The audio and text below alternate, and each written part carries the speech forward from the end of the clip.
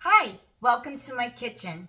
If you haven't already subscribed, please subscribe to my YouTube channel at Ketolifestyle and Low Carb Cooking with Melissa. And I'm Melissa.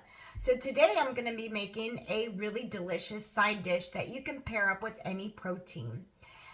This dish is not only quick and easy to make, but it's also budget friendly, and most of the ingredients you can find in your pantry or your refrigerator. So let's get started. Today I will be making for you a broccoli cheddar fritter.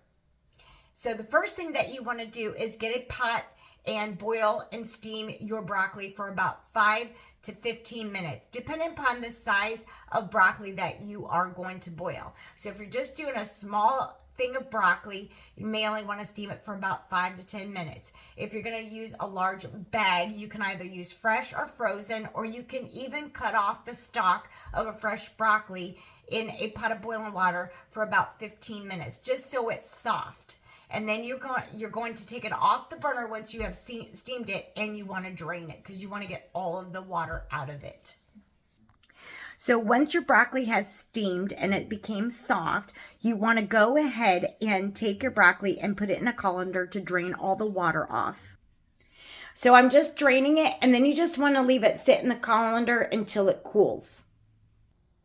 So the next thing you want to do after your broccoli has drained the water off, because you don't want any water left on it, then you just want to put it on a cutting board, and then you just want to cut it into like small bite-sized pieces. That way when you make your mixture, they're not big stalks. And then you just add it to a large mixing bowl. So this is about the size of the broccoli you want it to be. You just want to cut it up really small. And depending upon how many fritters you want to make, the actual recipe calls for 1 cup. But if you have a large family, you can just double, triple, or quadruple it. Just remember the ingredients that are input into it, depending upon how many cups you are making, just double the ingredients as well. So this is about the size that you want your broccoli to look like. This consistency right here. You don't want it mashed. You want a little bite to it, but you just want it enough to where you can mix your ingredients, and then you can form it into your fritter. So once your broccoli's all cut up and it looks like this, I'm making extra. You can freeze it, or you can just use it for another meal.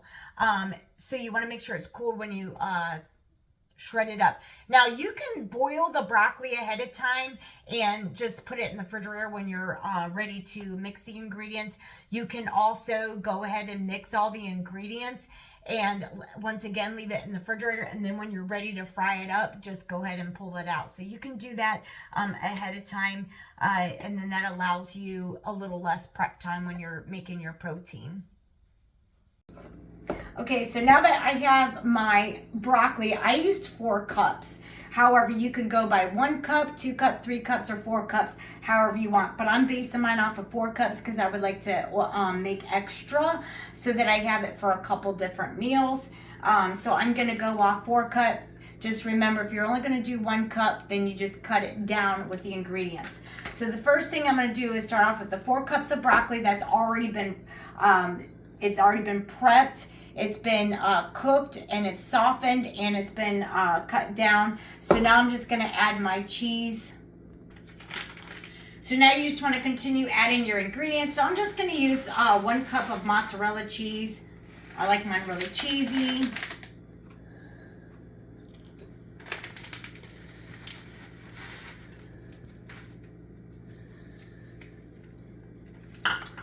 Then the next thing you want to add, I'm going to add a little bit of more because that wasn't quite a cup.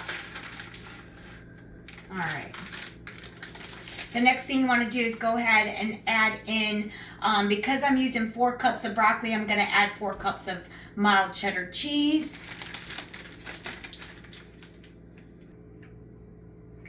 Okay, so I added my last cup of cheese. The next thing you want to do, and all this goes in one big large bowl, you're going to add your eggs.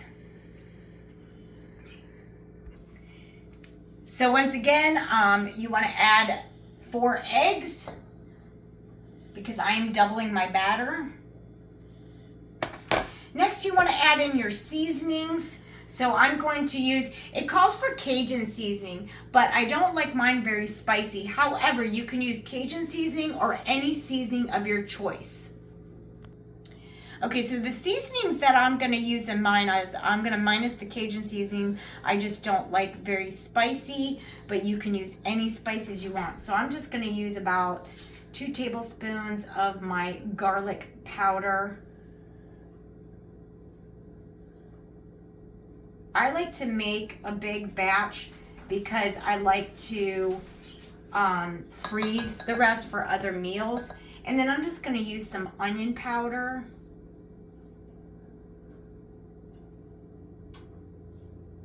Just a little more. All right.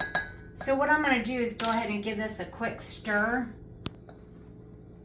Okay, so I'm just going to give this a quick stir.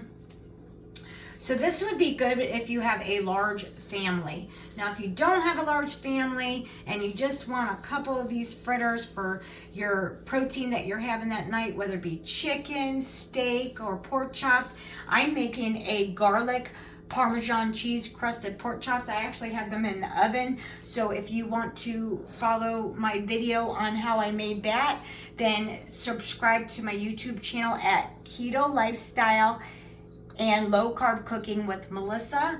And then you want to go ahead and hit the subscribe and tap that bell. That way you get the new uploads on any new future recipes that I post. And then go on over there and click that video to watch my pork chops that I'm going to have with it. So you just want to give it a quick mix and get it really nice and blended, because you're going to end up frying this. So the next thing you want to do is go ahead and have a couple tablespoons of butter and go ahead and let this sit and melt on the stove. You want to start it off at a low temperature because you don't want your butter to burn. You just want it to get enough to melt where you can swirl this. And then you want to get your pan hot with some olive oil once the butter starts to melt. And then you're going to form these into a fritter, and then you're just going to fry it up until it's golden brown.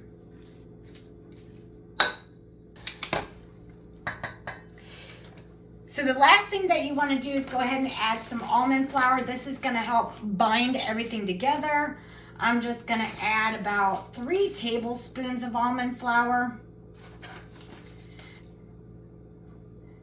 I'm going to add about 4. It looks like it needed 4. So then you're just going to go ahead and give this another stir until that's well incorporated.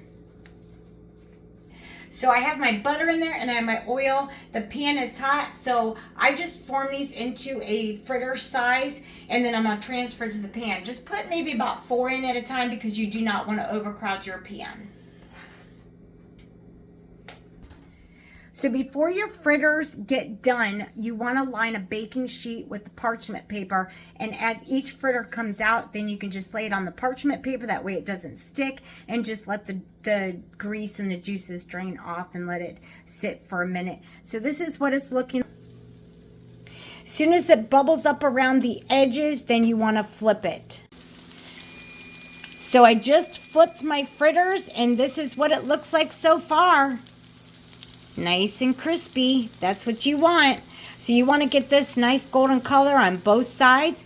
And then I got my parchment paper laid out on a sheet pan because you want to take it out and just let it drain. And then you can serve it with your favorite dipping sauce. And here you have it. You have fried broccoli and cheddar fritters. Don't they look amazing? So you can add this to any protein that you make as a side dish. You can even use this just as a low-carb snack.